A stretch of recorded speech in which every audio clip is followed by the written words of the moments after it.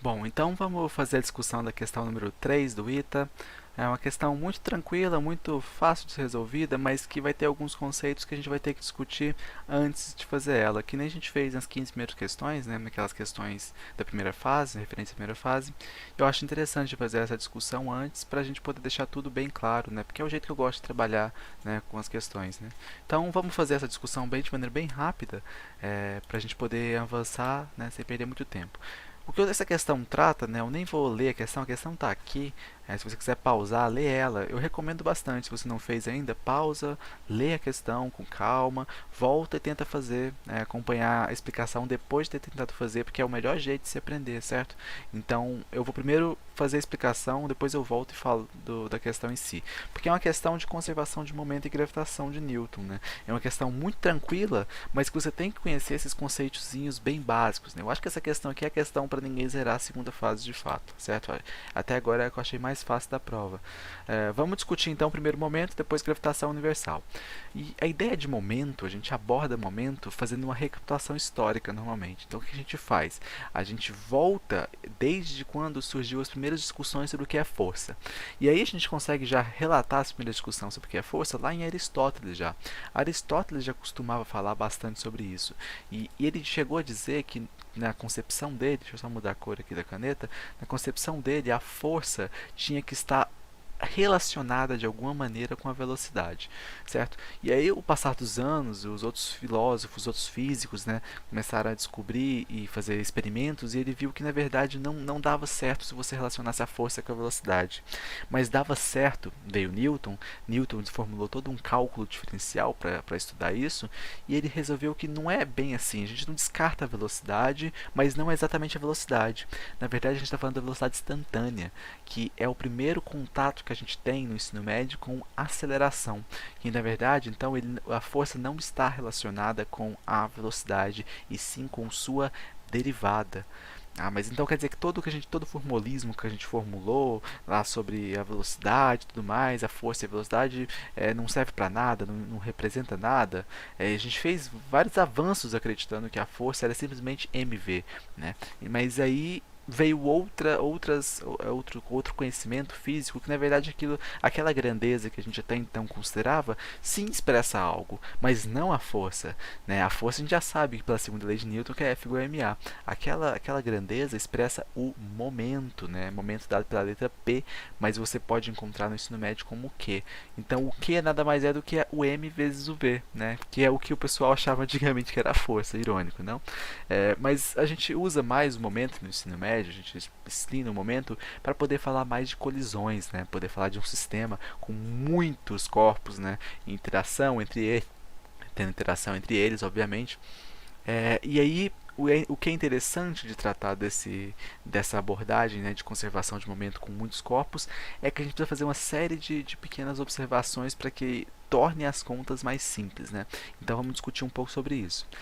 Num caso geral, no caso do cotidiano, essa observação tem que ser o seguinte: quando eu estou falando de um sistema com muitos corpos, eu tenho que isolar como se eu não tivesse força externa neles. Se a força externa não existe, ou seja, se eu te digo aqui, ó, que minha força externa nesse sistema é igual a zero, aí isso vai ter uma série de implicações, desde impulso, né, até propriamente na colisão, né, do tipo de colisão do nosso experimento.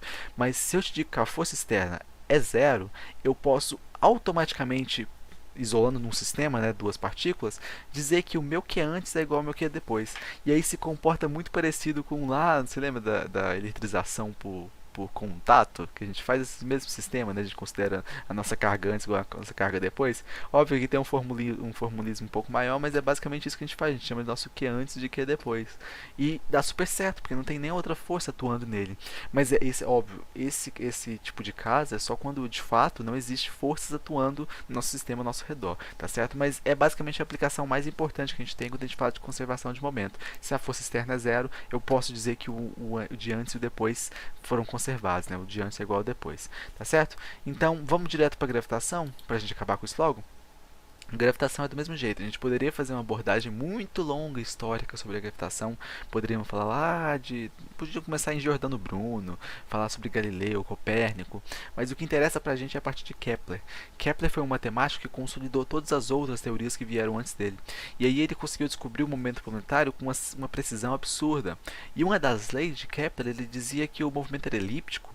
E não só o movimento era elíptico, mas quando nosso planetinha, vou até desenhar aqui para ficar mais simples para vocês visualizarem, quando nosso planetinha estava aqui, aqui eu tenho o nosso Sol, por exemplo. Se o nosso planeta estava aqui, ele tivesse uma distância x, daqui, ele tinha uma velocidade menor do que se ele tivesse aqui e aqui fosse uma distância x sobre 2. Ou seja, a distância dele estava relacionada com a velocidade que ele tinha.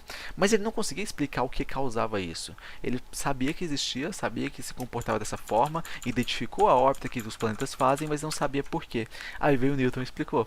E Newton disse que aquilo se devia por quê? Era uma relação de uma constante universal que existia, obviamente, no universo todo, uma relação entre suas massas, então a massa dos dois planetas influenciava nessa força ser maior ou menor, e era inversamente proporcional ao quadrado da distância. E aí esse quadrado da distância foi um formulismo muito bonito que Newton encontrou, né? A partir de seus cálculos diferenciais, integrais, ele chegou nesse d quadrado, que não se aplica quando a gente está falando da nossa distância, quer dizer, da nossa energia potencial, em um caso mais amplo, né? Igual, do mesmo jeito, quando a gente está falando lá de campo elétrico, vocês lembram que o campo elétrico ainda é d quadrado, só quando a gente passa para falar de potencial não tem mais o d quadrado? Vamos tentar lembrar como fosse essa analogia, mas tem uma analogia mais bonita de se pensar nisso, mas vamos deixar ela para outra hora para se discutir.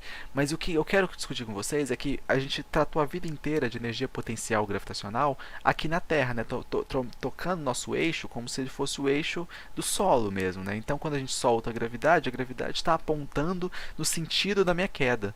Então, a minha gravidade sempre é positiva. Então, esse G sempre é positivo quando a gente está falando lá daquele casozinho da energia potencial que a gente costuma dizer que é MGH.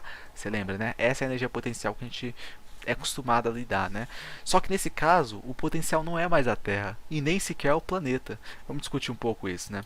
Quando a gente está falando desse tipo de problema, a gente está tomando potencial no infinito.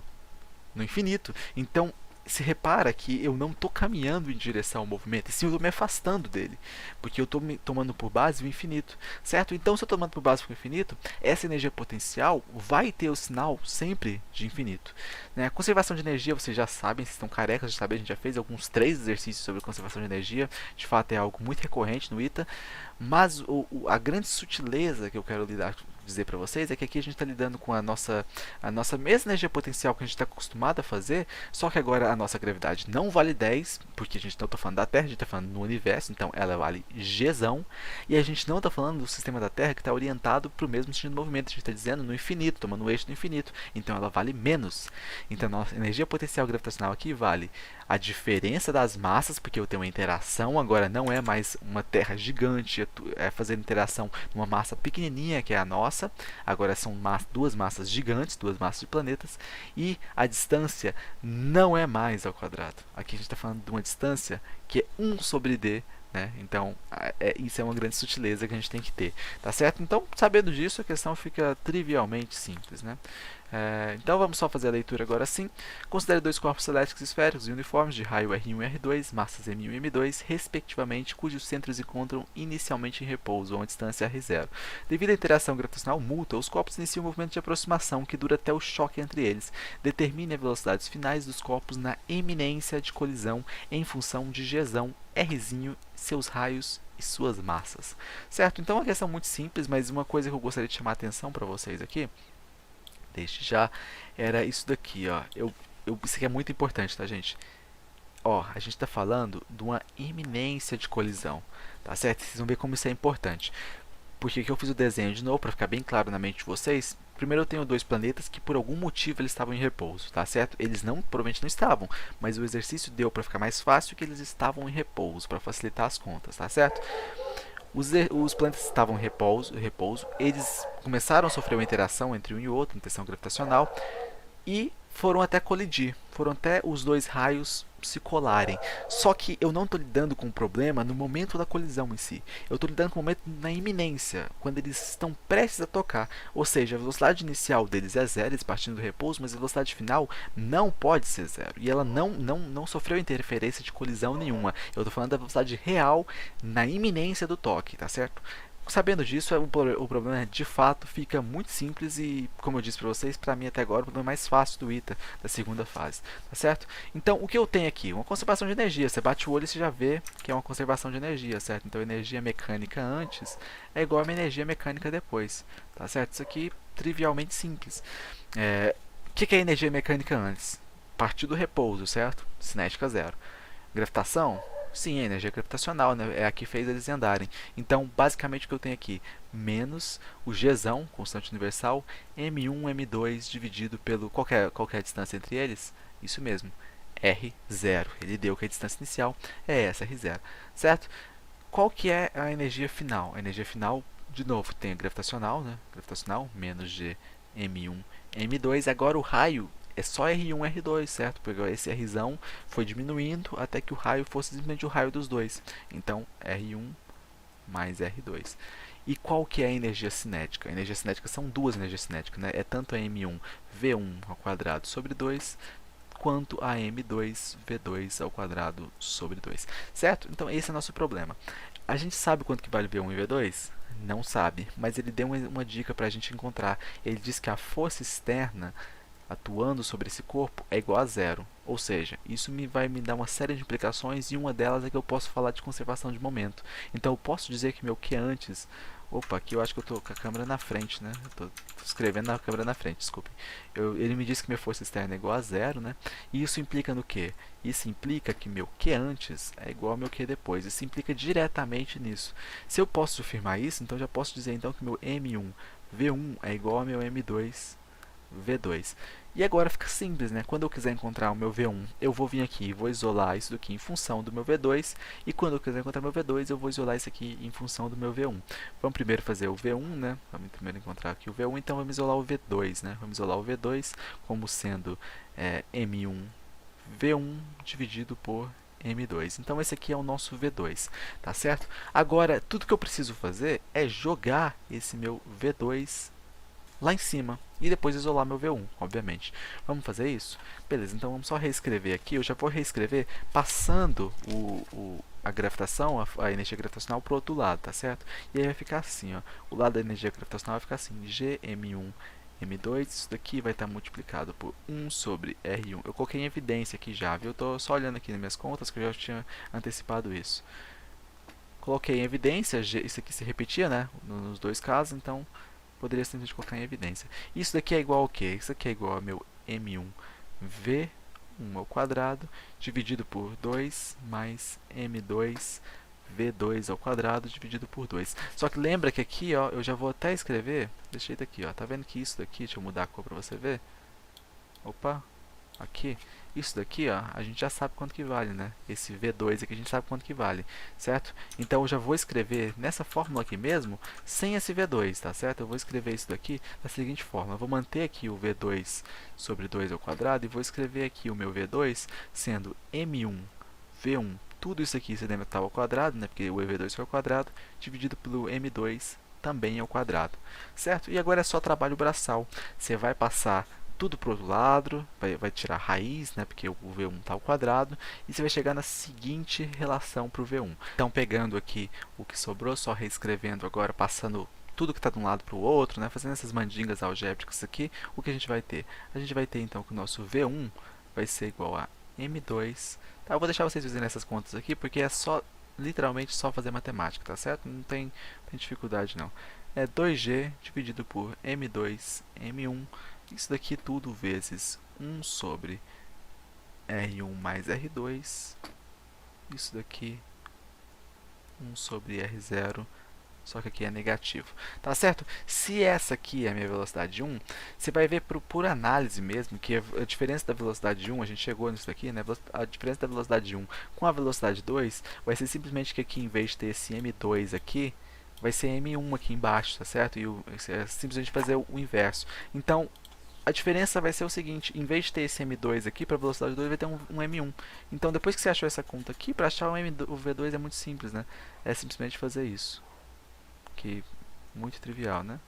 Dividido por M2, M1. Isso daqui, 1 sobre R1 mais R2, menos 1 sobre R0. Certo? Então, essas são suas velocidades. É uma questão muito legal, né? Mas muito simples. Então, eu acho que todo mundo que fez o ITA conseguiu sair bem nela. Então, eu espero que você tenha acertado. E a gente se vê na próxima questão, número 4, que também é bem tranquila de se fazer.